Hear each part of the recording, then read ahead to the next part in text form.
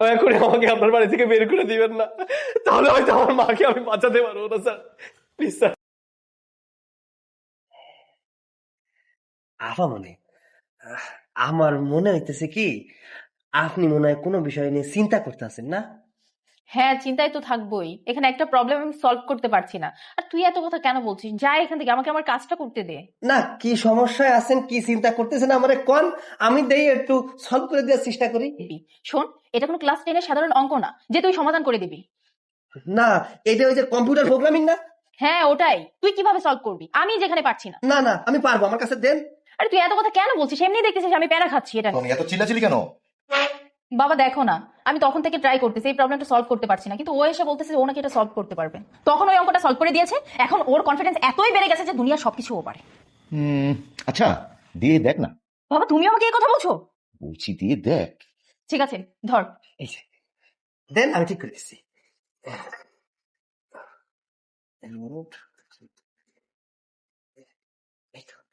আহামনি, ইন্টারটা আপনি চাবেন, এই যে চাবেন।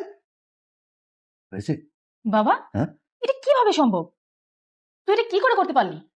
আমি সিএসসি এর স্টুডেন্ট হয়েও এটা করতে পারিনি। তাছাড়া আমার টিচাররা হিমশিম খেয়ে যায়, এটা সলভ করতে পারে না। আর তুই, মানে বুঝলাম না বাবা, ও কিভাবে এটা সলভ করলো? সৈকত, আমার মেয়ে সিএসসির স্টুডেন্ট, তার টিচাররাও হিমশিম খেয়ে যায়। আর আর তুই এটা কি করে সলভ করলি? তুই কে? ওই যে ওই আফামনি আমি দেখছিলাম মাঝে মাঝে টিপা টিপি করে, আমি দেখি পেয়েছি। সৈকত, আমার মাথার চুল দাড়ি কিন্তু সাদা হয়েছে, এমনি এমনি না। আমি তোকে বলছি, সত্যি করে বল তুই কে, তা না হলে কিন্তু আমি তোকে পুলিশে দেবো। স্যার, আমি একজন computer engineer. What? G sir, আমার বাবা মা আমাকে অনেক কষ্ট করে লেখাপড়া শিখিয়েছে।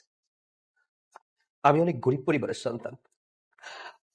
আমার বাবা মা তো অনেক কষ্ট করে আমাকে লেখাপড়া শিখিয়েছে ঠিকই, কিন্তু একটা চাকরি জোগাড় করতে পারিনি। আমি আমি যেখানে চাকরির জন্য গিয়েছি সেখানে আমার কাছে টাকা চেয়েছে। আমাদের একটা ঘর আছে শুধু, আর কিচ্ছু নেই, জমি জমা বলতে কিচ্ছু নেই। আর যেখানে চাকরির জন্য গিয়েছি এত পরিমাণ টাকা চেয়েছে যে আমি চাকরি করতে পারিনি। পরে ভাবলাম ব্যবসা করব, কিন্তু কি ব্যবসা করব? ব্যবসা করতে গেলেও পুঁজির প্রয়োজন। স্যার, আমার পরিবারের কোনো সামর্থ্যই ছিল না যে আমাকে একটা ছোট্ট একটা দোকান দিয়ে দিবে অথবা একটা চাকরি দিয়ে দিবে। আমাকে কেউ একটু দুটো টাকা দিয়ে সাহায্য করেনি।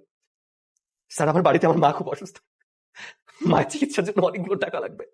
ডক্টর বলেছে আমার মায়ের একটা কিডনি অলরেডি নষ্ট হয়ে গেছে। আমি আমার মাকে কিভাবে বাঁচাবো বলুন? পরে কোনো কাজ না পেয়ে শুনলাম আপনাদের বাসায় একটা কাজের লোক দরকার, তাই আপনাদের বাসায় এসে কাজ করা শুরু করলাম। আমি ইচ্ছা করে আপনাদেরকে বলিনি আমি আমি শিক্ষিত। যদি বলতাম তাহলে হয়তো এই বাড়িতে কাজটা করার সুযোগ আমি পেতাম না, কারণ এত শিক্ষিত মানুষকে কেউ বাড়ির কাজ দেয় না। আমাকে মাফ করে দিবেন, আমি মিথ্যা বলে আপনাদের এখানে কাজ নিয়েছি। দয়া করে আমাকে আপনার বাড়ি থেকে বের করে দিবেন না, তাহলে হয়তো আমার মাকে আমি বাঁচাতে পারবো না স্যার। এই মুহূর্ত থেকে আমার এই বাড়ির কাজ তোমার জন্য বন্ধ। স্যার স্যার আগে বলেছি স্যার, আমাকে বাড়ি থেকে বের করে দিবেন না, আমার মা বাড়িতে খুব অসুস্থ, প্লিজ স্যার, প্লিজ একটা দয়া করুন স্যার, দয়া করুন। সৈকত, তুমি কাঁদছো কেন? তোমার মতো প্রতিভাকে আমি নষ্ট করতে পারি না। তুমি এই বাড়ির কাজ করবে কেন? তুমি কাজ করবে না, তুমি আগামীকাল থেকে আমার কোম্পানিতে জব করবে। স্যার স্যার স্যার, আপনি সত্যি বলছেন আমাকে আপনার কোম্পানিতে চাকরি দিবেন? হ্যাঁ সৈকত, আমি সত্যি বলছি, তুমি পারলে আগামীকালই আমার কোম্পানিতে জয়েন করতে পারো। আমি তো বিশ্বাসই করতে পারছি না স্যার, আপনাকে অসংখ্য ধন্যবাদ স্যার, আপনাকে অসংখ্য ধন্যবাদ। আচ্ছা ঠিক আছে সৈকত, এখন তুমি যাও। ও দাও দাও দাও। স্যার, মা, মা, আমি তোমার জন্য এতদিন পাত্র খুঁজতে খুঁজতে হরান হয়ে গেছি। আমি আমার মন মতো আমি পাত্র খুঁজে পাইনি, কিন্তু আজ আমি তোমার পাত্র খুঁজে পেয়েছি, এবং সেই পাত্রের সাথেই আমি তোমার বিয়ে দেবো। হ্যাঁ, আমি আমি সেই পাত্রের সাথেই আমি তোমার বিয়ে দেবো। হ্যাঁ।